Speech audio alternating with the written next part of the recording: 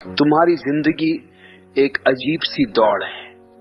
एक पैर अतीत में अटका हुआ है और दूसरा पैर भविष्य की ओर भाग रहा है। बीच का जो आज है वह तुम्हारे लिए बस एक रास्ता है, ठहरने की जगह नहीं। सुबह उठते ही मन शुरू हो जाता है, कल जो हुआ वो क्यों हुआ, मैंने वो काम क्यों नहीं किया। फिर तुरंत ही मन छलांग लगाता है, आज मेहनत कर लो ताकि कल सुख मिलेगा, आज सह लो ताकि भविष्य सुरक्षित हो। अरे कल बीत चुका, अब वह सिर्फ स्मृति है और भविष्य अभी आया ही नहीं, वह सिर्फ कल्पना है। लेकिन तुम इन दो छायाओं के बीच झूलते रहते हो।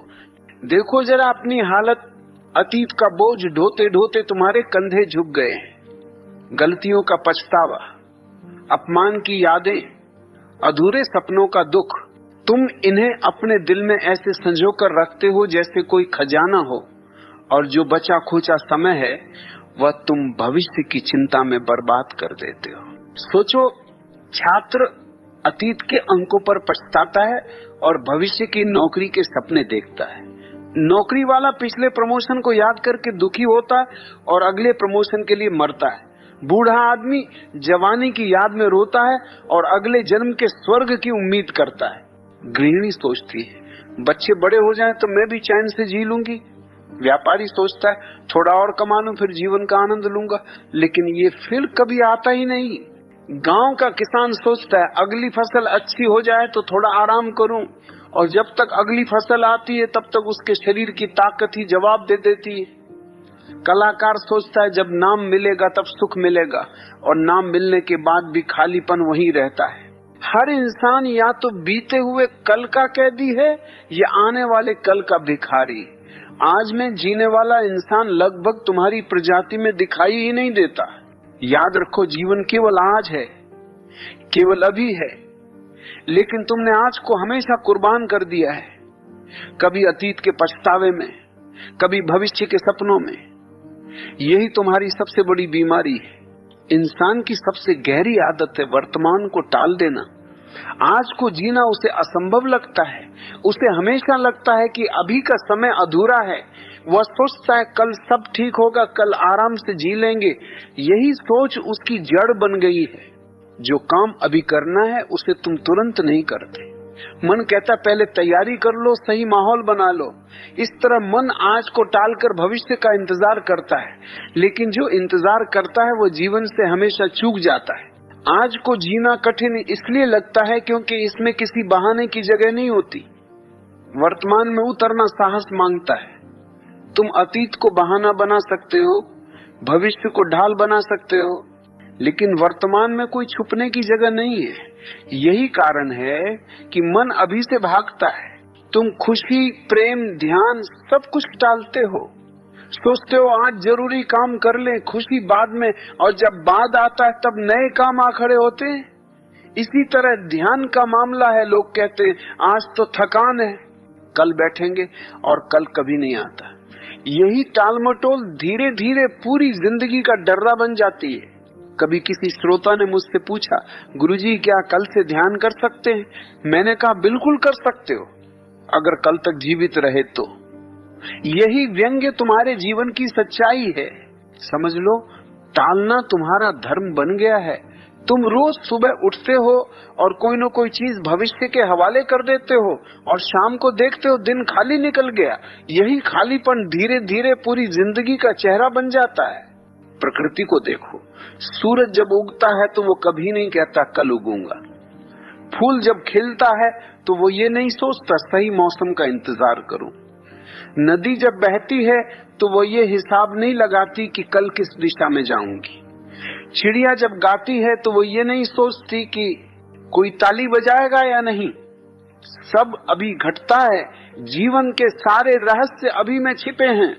जो अभी है उसमें जीना तुम्हें साधारण लगता है। तुम सोचते हो कि कल कुछ असाधारण होगा, लेकिन असाधारण कुछ भी नहीं आता। जो है वही है, और वही सबसे बड़ा चमत्कार है। तुम्हारा मन बहुत चालाक है। उसने तुम्हें फंसाने का सबसे आसान हथियार खोज लिया है, तैयारी। मन कहता है अभी मत करो, पहले पूरी तैयारी कर लो, और इस तैयारी का नाम देकर वह तुम्हें जीवन भर टालमटोल में रखता है।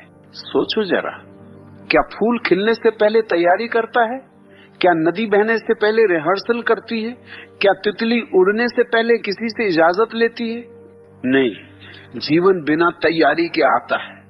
जीवन अचानक घटता है, लेकिन तुम्हारा मन अचानक से डरता है और तुम्हें समझाता है कि तैयारी करनी है, और तुम उसे समझदारी समझ लेते हो। किसी साधक की कहानी है, वह हमेशा कहता ध्यान करना है, लेकिन अभी नहीं, पहले घर बनवा लूं, बच्चे बड़े हो जाएं, काम से फुर्सत मिल जाए तब करूंगा। धीरे धीरे बाल सफेद हो गए, शरीर कांपने लगा, तब बोला अब ध्यान करूंगा, लेकिन अब आंखें ही हमेशा के लिए बंद हो गईं। यही तुम्हारा हाल है। मन का ये बहाना सबसे खतरनाक है, क्योंकि ये तुम्हें महसूस भी नहीं होने देता कि तुम जीवन खो रहे हो। तुम्हें लगता है कि तुम तैयारी कर रहे हो, पर सच ये है कि तुम बस टाल रहे हो। मौत तैयारी नहीं पूछती, वो अचानक दरवाजे पर आ जाती है और तब तक देर हो चुकी होगी।